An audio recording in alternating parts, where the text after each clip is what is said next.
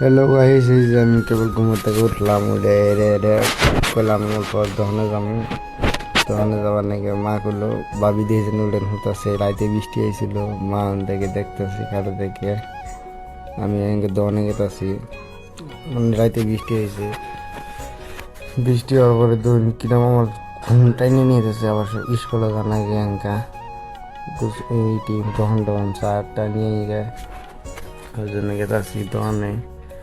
দেখুন কিরম মিনি ব্লগটা ভালো লাগলে এই যে এটাই আমার বাড়ির রাস্তায়, যে বাড়ি থেকে বাড়ি যাচ্ছি দেখা এনে করে কিরম কিরম দেওয়া যায় রাস্তাটা। এই ধরুন আমি প্রথম বাজে বাজে চুল খাই যাই,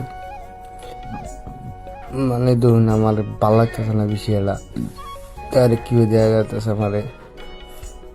এই যে ধরুন আসমানি ভিউটা মজা মারছে, প্রায়তে বৃষ্টি হয়েছে, আবার এখানকার ভিউটা মজা লাগছে।